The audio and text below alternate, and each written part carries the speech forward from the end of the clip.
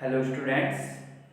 Last class में हम अपने क्वेश्चंस कंप्लीट कर चुके थे और जो कॉची समाकल सूत्र है इससे रिलेटेड हम 3 थ्योरम्स प्रूव कर चुके हैं और इससे रिलेटेड जो कुछ क्वेश्चंस थे इम्पोर्टेंट वो हम कंप्लीट कर चुके हैं। देखिए यूनिट नंबर सेकंड में आपका जो चैप्टर नंबर 8 चल रहा है ये, इसमें आज का जो हमारा नेक्स्ट टॉपिक रहेगा। अब बच्चे पूछ रहे हैं कि सर ये यूनिट सेकंड कब तक कंप्लीट होगी, तो इसमें चैप्टर नंबर 8 को मैं कंप्लीट आपको करवाऊंगा। इसमें कुछ थर्ड यूनिट का भी पार्ट आपके आ जाएगा, तो अपन कंप्लीट 8 चैप्टर को करवाएंगे और ये लास्ट 3-4 क्लासों में लास्ट हो जाएगी और फिर अलजेब्रा भी करवा देंगे एक आध यूनिट यदि टाइम रहा तो। देखिए टॉपिक है कॉची असमिका। कॉची असमिका क्या होती है देखिएगा। सबसे पहले बात आती है अशमिका क्या होती है। सबसे पहले तो ये समझिए 11th क्लास में आपने पढ़ा होगा कि जब कोई भी दो साइड्स हैं, ये LHS है और ये RHS है, इन दो साइड्स के बीच greater less than equal, greater than equal, less equal, greater equal, यदि ये साइंस लगा दिए जाते हैं तो ये क्या कहलाती है, अशमिका कहलाती है। ठीक है।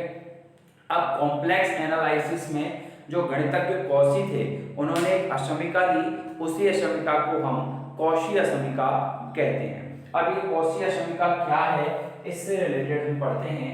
तो देखिएगा कॉची अशमिका कि यदि एक प्रांत D में फलन fz विश्लेषक है, कि एक प्रांत D है और उस D में जो fz है वो क्या है, एनालिटिक है, विश्लेषक है, और माना जो D है वो z माइनस z0 का मॉड बराबर रो के द्वारा परिभाषित वृत्त जो लैम्डा है उसकी परिसीमा व आंतरिक भाग को रखता है। तो जो D क्या है कि z0 सेंटर और रो रेडियस का एक सर्कल है लैम्डा, उसके अंदर के जितने भी पॉइंट्स हैं और परिसीमा के जितने भी बिंदु हैं उन सबको क्या रखता है, D रखता है। तो इस कुल मिला के प्रांत क्या हो गया, प्रांत हो गया एक सर्कल जो इसकी परिसीमा के बिंदु भी आ जाएंगे और इसके अंदर के बिंदु भी आ जाएंगे।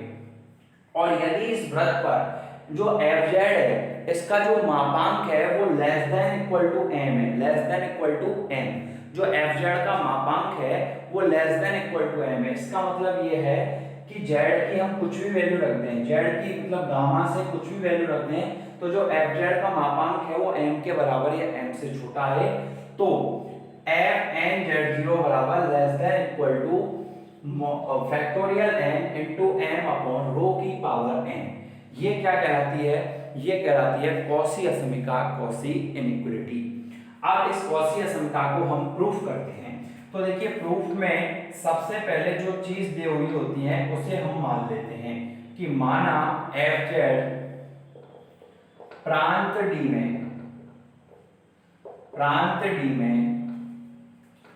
विश्लेषक फलन है, ये चीज हमें दी हुई है तो हम इसको मान लेंगे, विश्लेषक फलन है, तथा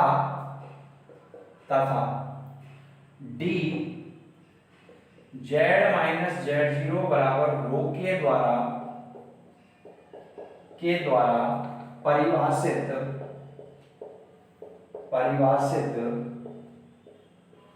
वृत्त लैम्डा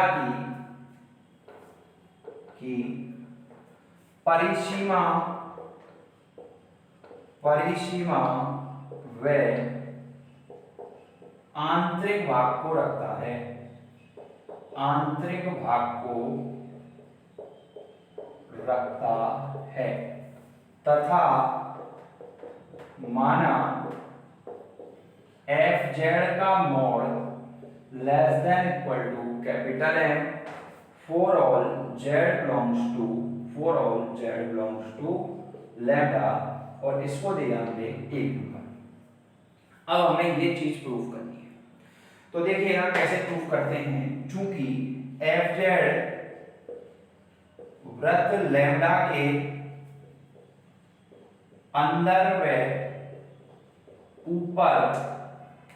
ऊपर विश्लेषक है, ये चीज हमें दी हुई है, बिल्कुल विश्लेषक है, तथा z0 इस वृत्त के अंदर स्थित बिंदु है, इस वृत्त के अंदर स्थित बिंदु है। ठीक है, तो क्या लग सकता है, कॉसी समाकल सूत्र लग सकता है। अतः कॉसी समाकल सूत्र से, अतः कॉसी समाकल सूत्र से। तो कॉसी समाकल सूत्र क्या होता है, हमें देखिए कॉसी समाकल सूत्र का मैंने आपको एक n वाला फॉर्मूला बताया था जो 3rd नंबर की थ्योरम प्रूव करवाई थी, क्योंकि हमें n वाले फॉर्मूले की ही जरूरत है। तो कॉसी समाकल सूत्र से एफ एन जेड जीरो बराबर 1 upon factorial n upon 2 pi iota integration C F Z upon Z minus A, ये कितना है जेड जीरो की पावर n प्लस 1 और ये 2z, ये फॉर्मूला होता है। ठीक है, ओके, यहां तक ये आ गया। अब हमें लाना क्या है, हमें ये वाली चीज लेके आनी है। ठीक है, ओके, हाँ जी, ये मॉडल लगा हुआ है इस पे। ठीक है, ओके, हाँ जी, ये चीज हमें लेके आनी है। ओके, और यहाँ सी की जगह क्या है, लैम्बडा है, क्योंकि जो कंटूर है वो कौन है, लैम्बडा है। ठीक है, अब हमें जो लेके आना है उसमें क्या है, एफ एन जेड जीरो का मोड है ना, तो इसलिए समीकरण का क्या करना पड़ेगा, दोनों तरफ मापांक लेना पड़ेगा, मोड लेना पड़ेगा। तो देखिएगा, इसका दोनों तरफ जब मोड ले लेंगे तो ये हो जाएगा एफ एन जेड जीरो का मोड बराबर factorial n upon 2 pi iota. हाँ जी, अब आयोटा का जब आप मोड करोगे तो एक बात हमेशा ध्यान रखना, आयोटा का मोड है वो 1 होता है। आयोटा का मोड है वो 1 होता है। कैसे, क्योंकि देखिए आयोटा को लिख सकते हैं 0 प्लस आयोटा, तो यहाँ x की वैल्यू 0 है और x प्लस आयोटा y होता है ना, तो y की वैल्यू 1 है, और ये होता है x square plus y square, z का मोड बराबर।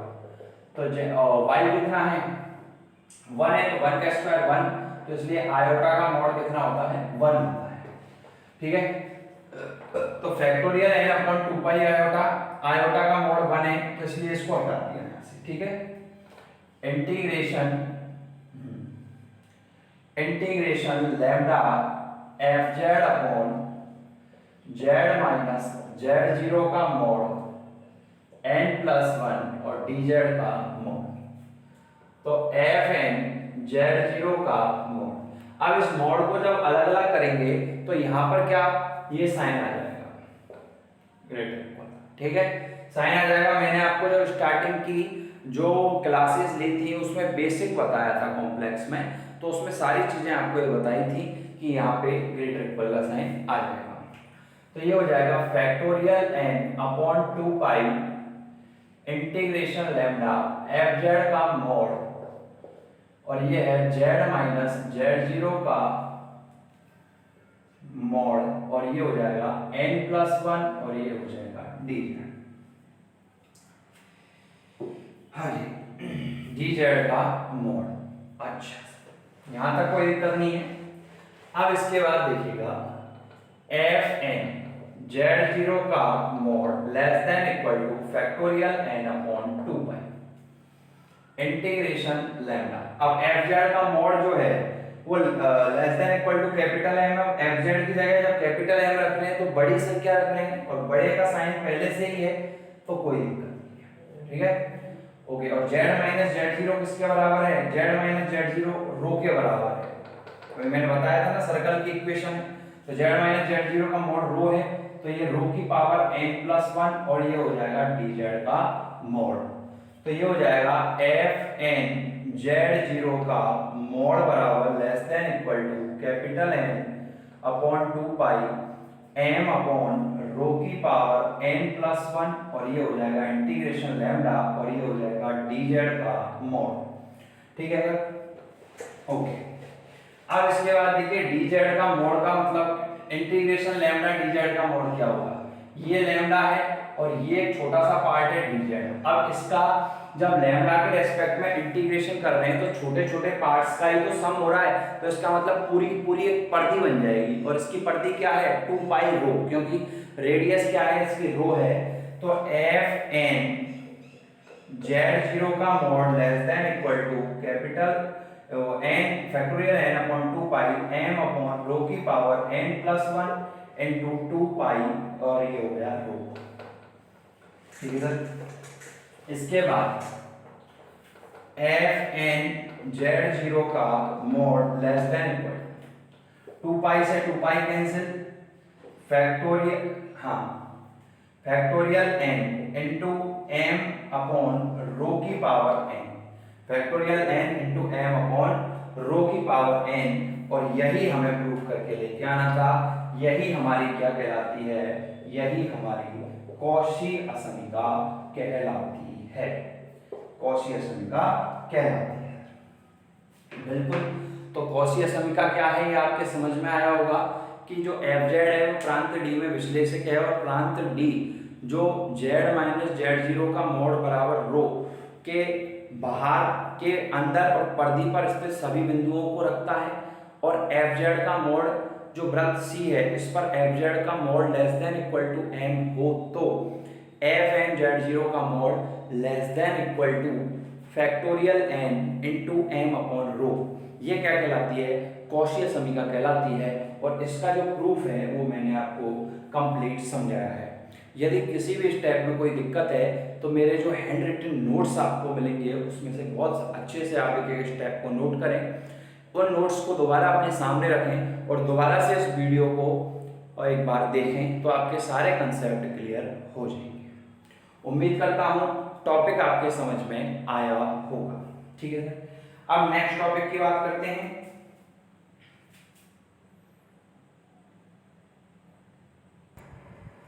हाँ, अब एक नेक्स्ट थ्योरम प्रूफ करते हैं, इंपॉर्टेंट थ्योरम है। थ्योरम का स्टेटमेंट क्या है पहले वो देखिएगा। यदि एफ जेड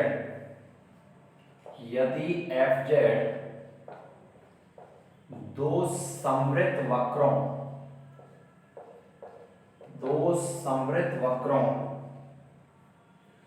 C1 व C2 से घिरे वलयाकार प्रदेश में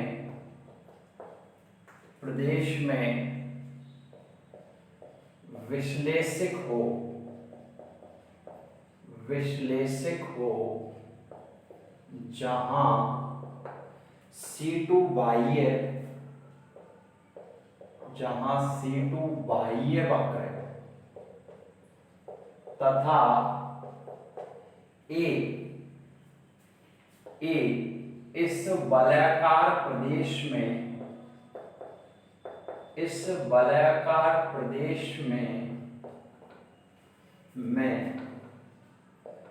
स्थित कोई बिंदु हो तो एफ ए बराबर 1/2 pi iota integration C2 F Z upon Z minus A D Z minus 1/2 pi iota integration C1 F Z upon Z minus A D Z होता है। ये हमें प्रूफ करना है। इंपॉर्टेंट थ्योरम है, अच्छी थ्योरम है। क्या कह रहा है कि जो एफ जेड है वो दो समवृत्त वक्र हैं। एक तो समवृत्त वक्र ये है और एक समवृत्त वक्र ये है। ये समवृत्त वक्र जो C2 है वो बाह्य वक्र है और C1 है वो आंतरिक वक्र है। अब इस C1 और C2 से घिरे वलयाकार प्रदेश में ये जो वलयाकार प्रदेश बना है, इस वलयाकार प्रदेश में जो एफ जेड है वो क्या है, विश्लेषक है और इस वलयाकार प्रदेश में कोई बिंदु है ए है। तो इस बिंदु पर जो फंक्शन की वैल्यू होती है वो ये होती है। ये हमें प्रूफ करना है। तो इसके प्रूफ में जो चीजें हमें दी हुई हैं वो हम मान लेते हैं। माना एफ जेड C1 व C2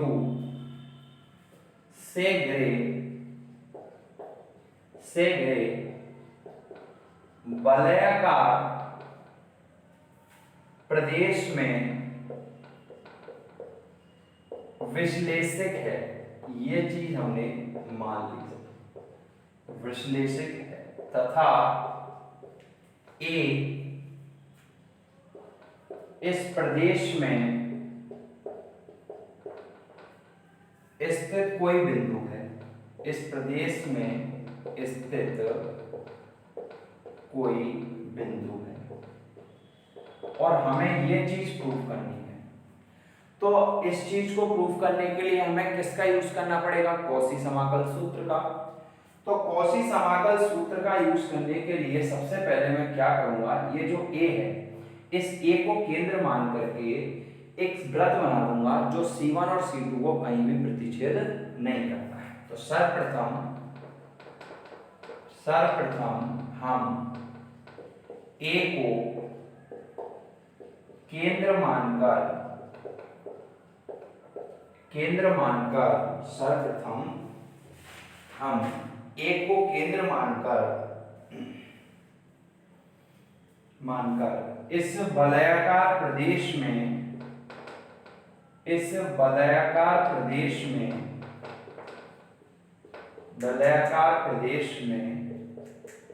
एक वृत्त लैम्डा बनाते हैं जो कि C1 व C2 को कहीं भी प्रतिच्छेद नहीं करता है।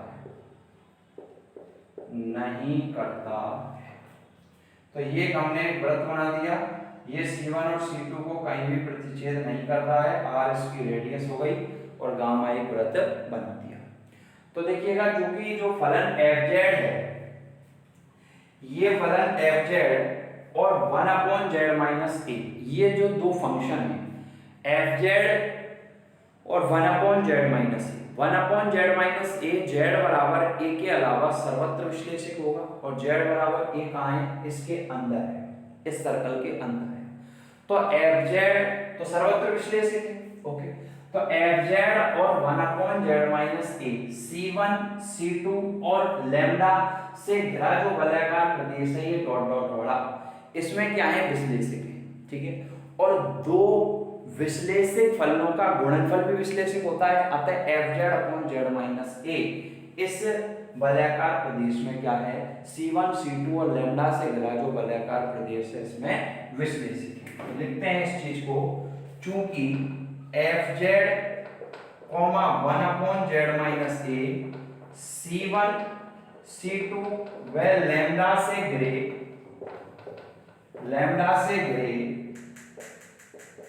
वलयाकार प्रदेश में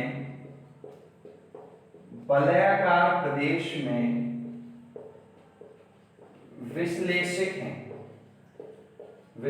हैं, बिल्कुल हैं। और हम जानते हैं कि चूंकि दो विश्लेषक फलनों का जो गुणनफल होता है वो भी विश्लेषक होता है, चूंकि दो विश्लेषक फलनों का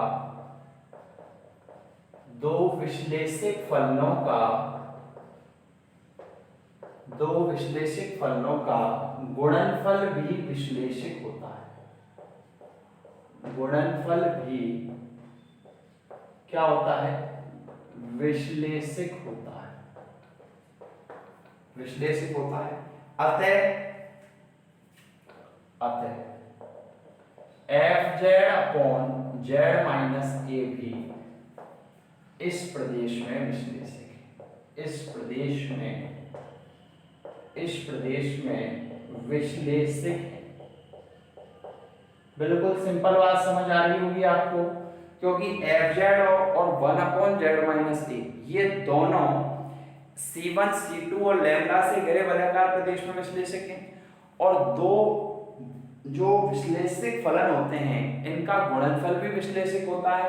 अतः fz/z-a भी इस प्रदेश में क्या है? विश्लेषक। अतः कॉची समाकल प्रमेय से अब आपको चैप्टर नंबर 7 में जो स्टूडेंट मेरी डेली क्लास ले रहा है, जिसने मेरी सारी क्लासें ली हैं, उसको सारी बातें समझ आ रही होंगी, ये मैं गारंटी के साथ कह सकता हूँ। और जो डेली क्लास नहीं ले रहा उसकी मैं गारंटी नहीं ले रहा। मैंने चैप्टर नंबर 7 में एक थ्योरम पढ़ाई थी कि यदि फलन f(z) C1 और C2 से घिरे वलयाकार प्रदेश में विश्लेषित हो तो C1 और C2 के अंदिश जो इंटीग्रेशन की वैल्यू होती है फंक्शन की वो इक्वल होती है। ये मैंने प्रूफ करवाई थी कॉची समाकल प्रमेय के बाद, आप अपने नोट्स में देख सकते हैं। तो देखिएगा यहाँ पर ये जो फंक्शन है ये C1, C2 और लैम्डा से घिरे वलयाकार प्रदेश में विश्लेषित है, इसलिए C2 के अनुदिश इंटीग्रेशन की वैल्यू, इस फंक्शन का जो इंटीग्रेशन है, और C1 के अनुदिश जो फंक्शन का इंटीग्रेशन है, और प्लस जो लैम्डा है इसके अनुदिश फंक्शन का इंटीग्रेशन है, इन दोनों के योग के बराबर होगा। इन दोनों के योग के बराबर होगा। क्यों? क्योंकि C2 में क्या है, अंदर C1 और लैम्डा है, तो C2 के अनुदिश जो इंटीग्रेशन की वैल्यू होगी वो C1 और लैम्डा के अनुदिश जो इंटीग्रेशन की वैल्यू के योग के बराबर होगी। ये मैंने थ्योरम आपको बहुत अच्छे से प्रूफ करवाई थी, समझाई थी, यदि आप पढ़ रहे हो, डेली क्लास ले रहे हो तो, ठीक है। और इसको देंगे हम एक, कोई दिक्कत नहीं है यहां तक। अब देखिए, चूंकि फलन f(z) वृत्त लैम्डा के अंदर व ऊपर विश्लेषित है, अंदर व ऊपर विश्लेषित है तथा A इस वृत्त के अंदर स्थित